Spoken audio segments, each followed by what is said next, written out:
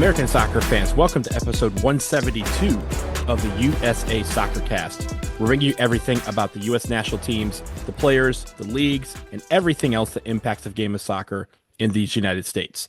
I'm Donald Wine, and we are here to recap what the women's national team did during this January camp because, oh my goodness, they performed beautifully. Of course, they were out in Southern California for the January camp, the first matches of 2026 for either the women's national team or the men's national team. And with a group of NWSL stars, which of course the European players, as well as Gotham FC, were not able to be called in for these matches, being outside of a FIFA international window, they still starred, they still shined, and you had a mix of veterans with some younger talent. And this was, as Emma Hayes said, the last chance for her to really evaluate some of the younger talent before she starts going with just her strongest rosters for the rest of the year leading into the CONCACAF W Championship in November, December, which, as I maybe remind you, will serve as World Cup qualifying and Olympic qualifying. Of course, we don't have to qualify for the Olympics. But let's get to this January camp because first off, the first game over the weekend on Saturday in Carson, the United States took on Paraguay, and it was a 6-0 demolition. Ryland Turner, Allie Sittner scored twice. Trinity Rodman scored her first goal in quite a while with the national team. Emma Sears, and an own goal, which was caused by Croy Bethune. Croy really did most of the legwork there, but in the end, it was ruled an own goal. And then last night, as we record on Wednesday, January 28th, in Santa Barbara, the United States took on Chile, where they won 5-0 there. Croy Bethune gets her goal there. This is the first goal for her in a U.S. women's national team uniform. Jamise Joseph, Emily Sams, Emma Sears, and Trinity Rodman once again with the goal. And very funny enough, in the first game on Saturday, Trinity Rodman scored, obviously fresh off of her. She had the captain's armband then, fresh off of her signing her extension, or new deal, I should say, with the Washington Spirit to remain here in D.C. for the next 3 years. And she wilded out. She scored. She had this great celebration. She tried to get Emma Hayes to do it, and Emma Hayes was just not having it. And, of course, the internet had to laugh at that for a little while, and Emma saw it. So last night, when Trinity Rodman scored the fifth and final goal for the United States against Chile, she did the celebration again. This time she went directly to Emma Hayes, and Emma Hayes was ready. She did the celebration with her. You know, not the greatest execution by our coach, but it was a fun moment. Again, kind of capping this camp and how much fun it was to watch these players play. And we'll talk a little bit about what we learned in a little bit. But 11 goals in 2 matches. I just want to go through some of the stats for these 2 games. First off, against Paraguay, the shot distribution was 19-2. The United States outshot Paraguay 19-2. 8 of those were on target for the United States, 0 for Paraguay. Corners, U.S. women's national team 4, Paraguay 1. Possession, 70-30 in favor of the United States. Passes, the United States 624 passes at an 89% pass accuracy rate. Paraguay at 268 with a 76% pass accuracy. Those are staggering stats, only to be outdone by their match against Chile, where the United States outshot Chile 21-0. 12 of the U.S. shots were on goal. Corners 9-0. Again, very much dominating possession. And the possession stats, 71% possession for the United States, 29% for Chile. Passes, the United States had 541 passes at an 87% pass accuracy rate. Chile, 224 passes at a 66% pass accuracy rate. And I think the great thing about it was they were pressuring, they were going after both Paraguay and Chile, 2 decent teams. And we'll talk about what you get out of facing those kind of teams in a little bit. But I think it's a great opportunity to see our team dominate. And I think we're getting back to the days where results are going to matter on the field. We're leaning away from the evaluation period that we've had for the last couple of years, and now we're going into results-based U.S. women's national team, and that's where these kind of stats matter. So what did we learn? First thing we learned is we're back. We're back, baby. In a year that is going to be more results focused, we need to take care of teams that we should beat, and we did that. We need the intensity to continue to build as we prepare to face better teams than Paraguay and Chile, who are both decent and scrappy. Don't get me wrong, Paraguay and Chile are teams you can see in a World Cup group stage, maybe in the case of Paraguay, a round of 16 knockout match. You need to be ready to play these types of teams just like you get up for the teams in the top 10. So sometimes when you see how these teams are arranged and who we could play, sure, everyone says we got to play against the best, but sometimes you got to play against those teams that you think you could see in a group stage to see the different styles of play from around the world and figure out how to balance that and how to attack it. And that way, when the World Cup happens, you're ready for it. It's a strategy that they've done quite a bit, but this time around, it was about the results. And despite the fact that we had some young players who are fighting to be a part of this player pool and to really get into that strong roster that Emma Hayes is going to start calling in, they all performed well against these teams and they took care of business. I think the young kids impressed. They gave Emma Hayes something to think about. Our player pool is that much deeper today because of the fact that these players made the most of this opportunity, this January camp, to get better, to, again, show what they can do on the field, where results matter, where production matters. You got production from just about everybody on the field. And I like the fact that this team had a very, very young squad. I think the Paraguay match was the youngest roster, or I'm sorry, the youngest starting 11 in a long time for the women's national team, only to be outdone by the roster against Chile. So you had a lot of young players in there trying to make a name for themselves, less than 5 caps in some situations, and they felt like they could walk into a World Cup match and perform. That's the idea. And so I'm liking that our young kids were able to be impressive and make it where these decisions are going to be more difficult as we get into the club season for NWSL. As Europe continues, Emma Hayes is going to have some decisions to make about who she brings in. I'm sure the strongest lineups are going to be there, but players are going to try and impress moving forward. And now they understand what is on the line here and what they need to do to get back into camp. And then finally, I think more on a personal level, but I think it applies to the women's national team at large, is Trinity is back. If we get this Trinity that we got in January camp all year for club and country, no one is stopping this team. That's just my opinion. She played loose. It's clear that she has at least mostly healed from the back injuries that have been plaguing her the last year. She looked like she was having a blast out there, and we had that kind of Trinity. That might be the scariest Trinity for the rest of the world because she can dominate at a moment's notice. She can turn that engine on and fully take over a game. And whenever the ball is at her feet, you could see the field kind of gravitate towards her.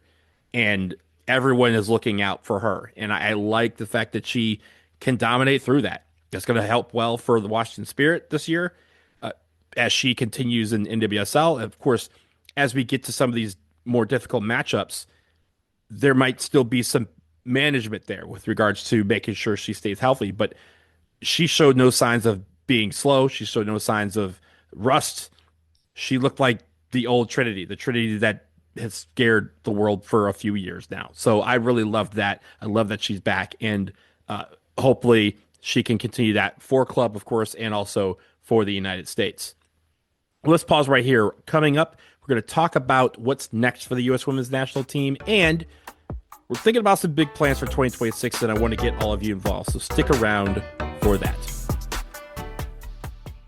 Fiscally responsible, financial geniuses, monetary magicians. These are things people say about drivers who switch their car insurance to Progressive and save hundreds. Because Progressive offers discounts for paying in full, owning a home, and more. Plus, you can count on their great customer service to help when you need it, so your dollar goes a long way.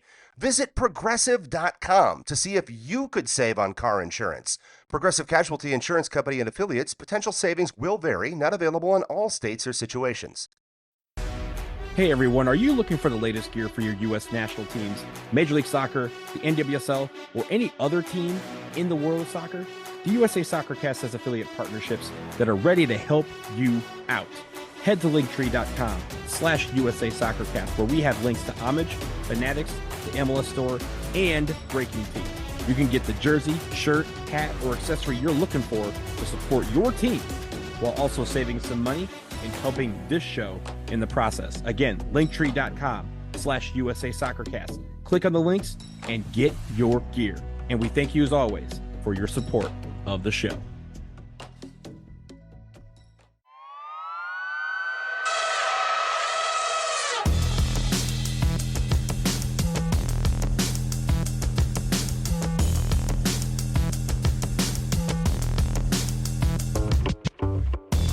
We are back, and we are turning our attention now from January camp to the upcoming camps for the U.S. women's national team. Of course, they have She Believes Cup coming up in March, and it's going to be a prime opportunity to face 3 teams in a tournament-like setting, again, kind of mimicking a group stage, but against teams that you could see in a knockout stage, which I think is great. March 1st, they take on Argentina. That will take place in Nashville. They then move to Columbus on March 4th to play Canada, and they wrap up She Believes Cup with a game in Harrison, New Jersey against Colombia. Argentina, Canada, Colombia, teams that we are familiar with, teams that are strong, teams that have some dynamic players or dynamic organizational setups, their structure, and teams, again, that we've seen advance far in World Cups. Argentina can surprise people. Canada is one of the top 10 teams in the world. Colombia, in my mind, should be one of the top 10 teams in the world. They're that good. And so to see the U.S. kind of level up and try to take on 2 of these teams, all within kind of the hemisphere, I think is terrific. The second thing is after She Believes Cup, the next window will be in April. And it's a 3-match window for women's international soccer. And the U.S. is doing something a little different. They're facing Japan 3 times. It's not one of those camps where they get a team in for 2 matches and then a second team comes in. They're going with Japan for all 3 matches. Those matches will take place on April 11th in San Jose. They then move to Seattle. First time they've been in Seattle since 2017. They will play there at Lumen Field on April 14th. And then they will finish off in suburban Denver on April 17th. And I think what Emma Hayes enjoyed about it, she said this on the post-game show, that one, again, it's hard to find a second team to come over for just 1 match. So they decided to play Japan, who is a top 10 team and one of our rivals when you think about the recent history of U.S. soccer and just world soccer. They're a team that we've seen in finals many, many times. They're a team that beat us last year in She Believes Cup. We want to avenge that. So to get them 3 times is going to be great, not just for how we approach a top 10 team that is so technically sound like Japan is, but also it's a chance for that roster that comes in April. Everyone on the roster is going to be guaranteed to play a Japan, a top 10 team that you can see in a World Cup final. And that bodes well for our player pool and how we get better. It serves as a benchmark for the rest of the world. Who from Japan and the United States is going to have the leg up, and are these teams prepared for their various World Cup qualifying cycles? And I think, again, for the United States, is a chance to show that we are the best team in the world. We may be number 2 in the rankings to Spain, but playing in Japan 3 times is going to help. Playing Argentina and Canada and Colombia is going to help. Playing these games against Chile and Paraguay are going to show, as you build that resume of who are the teams to beat in next year's Women's World Cup. Again, assuming we qualify, we have to get past the qualification part. But if we get to that point, Emma Hayes wants to be clear that the United States is the team to beat. And by scheduling these games where results kind of matter, this is an opportunity to do that. So I'm really looking forward to these matches. Again, She Believes Cup is coming up next month. I should say in March 1st, March 4th, March 7th in Nashville, Columbus, and Harrison. You also have the April window against Japan. All 3 games coming on April 11th in San Jose, April 14th in Seattle, and April 17th and Denver. I believe tickets are on sale for all of those right now, so you could go get them. But hopefully I will see one or two of these games because I think these are very intriguing matchups for our women's national team.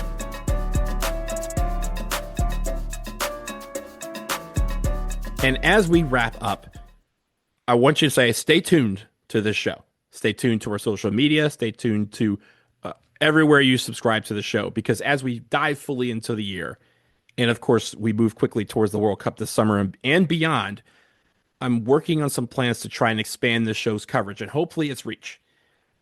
I invite discussion of some of these topics that really get to the heart of U.S. soccer and American soccer. And I want our community at large to take this opportunity to craft our own legacy that extends beyond the 2026 World Cup. I want us to be a well-informed fan base. I want us to be able to collaborate and contribute to growing the game of soccer in a thoughtful, intelligent way. Not the bickering and the back and forth that is devoid of facts. I want us to think thoughtfully, deliberately about how we grow this game, how we make our league successful, how we put our players in a position for them to be successful, both personally and also help our national teams, our player pools grow. And I want us to push for changes needed to increase access and affordability and make it where the next generation can dream of becoming a soccer player, and we have a system in place that can make those dreams attainable.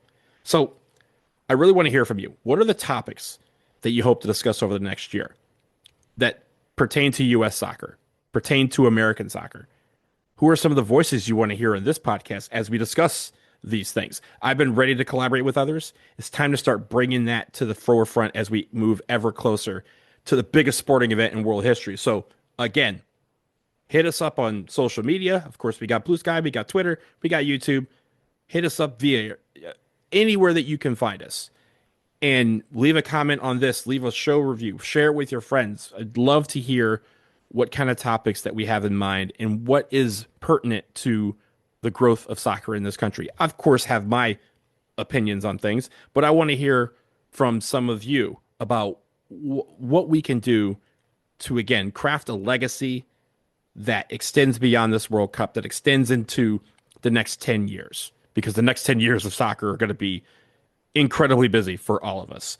And we want to be at the forefront of leading change as opposed to reacting to things as they come along. So that will do it for episode 172 of the USA Soccer Cast. Thank you for listening. Remember, find us on Blue Sky, find us on Twitter, find us on YouTube at USA Soccer Cast. Subscribe, rate, and review our shows. It helps us get in front of new people, and it's greatly appreciated. Tell your friends about us. And finally, head to linktree.com/USA Soccer Cast to check out our affiliate links and our stimulus store.